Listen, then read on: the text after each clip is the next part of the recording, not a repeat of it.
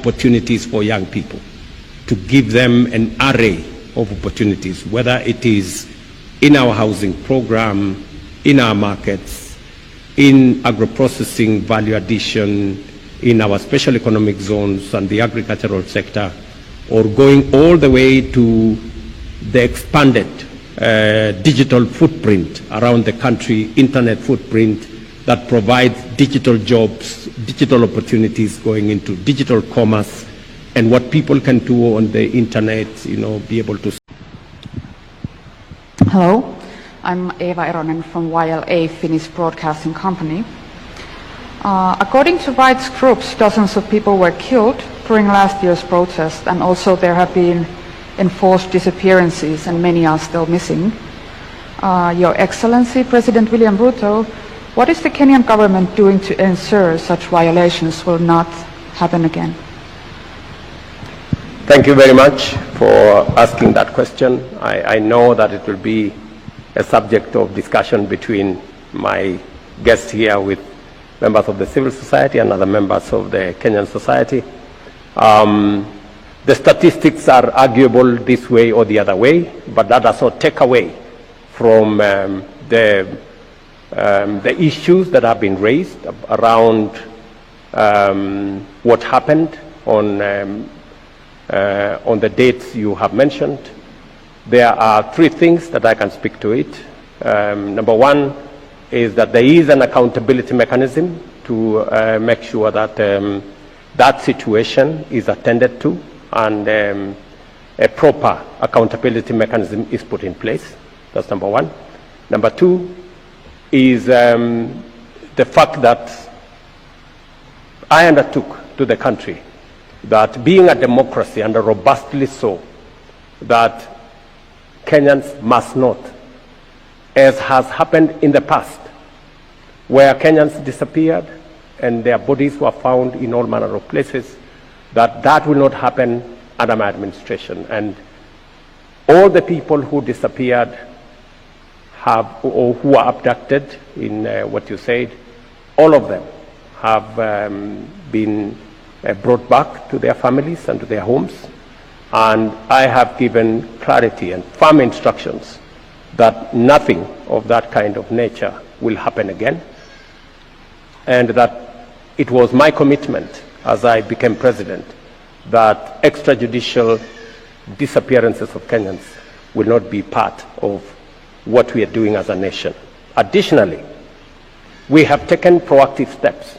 My first assignment when I became president was to extend the independence of our investigative agencies, including the police, give them financial autonomy, give them operational autonomy that is guaranteed in the Constitution.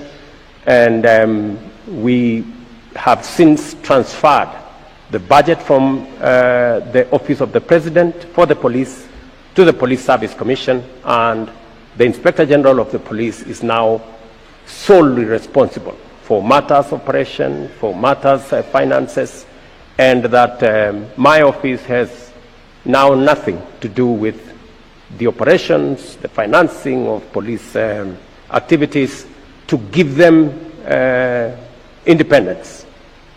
Secondly is to enhance the independence of the judiciary by making sure that we expand the budget for the judiciary, make sure that whatever other interventions that are necessary to make sure that our judiciary is independent and can function at an optimal level, including what Cabinet approved a few weeks ago to make sure that judges have a proper retirement package that also ensures that they have transportation and other benefits that initially were not available to them, as part of my push to make sure that the judiciary is independent and is capacitated to be able to discharge their responsibility as part of checks and balances between the different arms of government. I think we'll take a final question.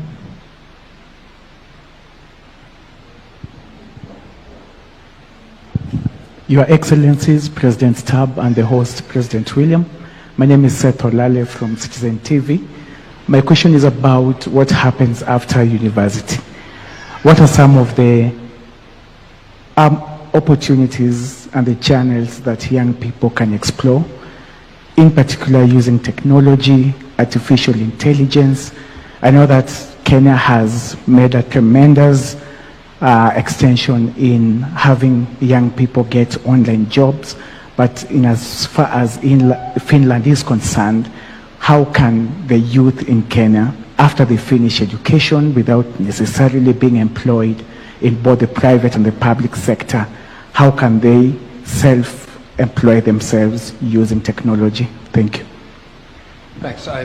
Obviously, a very big question, and I'll try to condense it to saying that I think we now live in the midst of the fourth industrial revolution, which is essentially a technological revolution which has greater speed than any revolutions that we've had previously. So when you combine things such as robotization or artificial intelligence or biotechnology or quantum computing, we are raising the pace of societal change to a point whereby traditional jobs or traditional professions will change. This change means that we're changing the economy and the way in which we work, we're changing politics and the way in which we communicate, and actually we're changing science and the way in which we are as human beings. If we try to give the youth a perspective to say that go into one trade and that'll be your lifelong calling, I think we would be twisting the truth. I mean, I have two youngsters, I guess I can call them nowadays, who are 23 and 21. And what I try to tell them is that their careers are going to be very different from the careers of their parents. So Suzanne, my wife, is a lawyer. She had a legal profession and stuck to it. My profession or calling was in international relations, and I've always been able to move back and forth. But we don't know what the job market is going to be, 5 years from now, let alone 10 years ago. Just go back 10 years and everyone said you need to learn coding. And now we know that artificial intelligence does the coding for us. So my only advice to young students in both Finland and Kenya is that get a broad base when you do your bachelor's degree or a master's degree, and don't be adamant about sticking to it, because life at the end of the day is going to be a combination of study and work, and the key is always to be curious, always to challenge yourself and find new avenues. If you have that open mind, I think life will take you places, quite often unpredictable and surprising places, but it's a good mentality to have, that you don't get shocked about change, because their life is going to be about change. Absolute final point, there are a lot of youth today that are worried, that are frustrated, that are even distraught about what's going on in the world. Only one message: each and every youngster in this world has agency. Do something about it. Try to improve the world, and it'll turn out all right.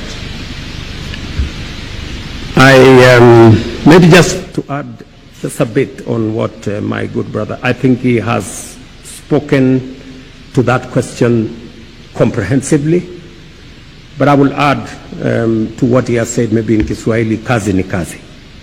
That's part of the Kenyan side, that there is a diversification of opportunity.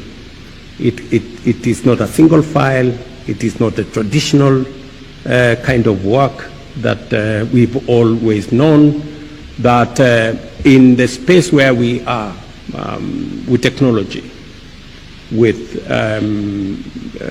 a changing climate environment, with agriculture going towards biotechnology, with all the issues, Internet of Things, and what we are doing around digitization. Just came from this morning's bilateral meeting between the EU and Kenya. And the focus of the meeting was digitizing trade, opening new opportunities for people to work differently. And it is the reason why, as Government of Kenya, we've been trying to diversify opportunities for young people, to give them an array of opportunities, whether it is in our housing program, in our markets, in agro-processing, value addition, in our special economic zones and the agricultural sector, or going all the way to the expanded digital footprint around the country, internet footprint that provides digital jobs, digital opportunities going into digital commerce, and what people can do on the internet, be able to sell wares, be able to sell stuff, be able to work on a digital space, or even labor mobility, giving more young people opportunities to work not just around their villages, not in the towns they are familiar to, not in Kenya possibly, but working elsewhere and sampling opportunities. So I think what His Excellency the President has said is young people must be able to be open-minded, not rigid about the opportunities that are available, and they cut across different sectors, different countries, different professions, and it doesn't necessarily mean that you must stick to your profession. I think what the President is saying, let's be open-minded about the opportunities out there and try and make the most and the best out of the opportunities that come our way. We will continue to work with friends to improve on our education, to improve on our training, so that we can make young people much more versatile, much more agile, to adapt to different situations and different opportunities that come their way. And I think that's the way to the future. I think the traditional way of work is changing. The workspace is changing. The formal 8 to 5 is changing. The having to put on a suit and go to an office is also changing. There are many people who are now working from home. There are many people who are working differently, and all that is part of the new norm as we are looking at it. Thank you very much. Thank you, Your Excellencies. That will bring us to the end of this. A round of applause in appreciation and gratitude. I request that we all be upstanding as we allow Your Excellencies to also exit at their own pleasure. Thank you very much, Your Excellencies, for those interventions.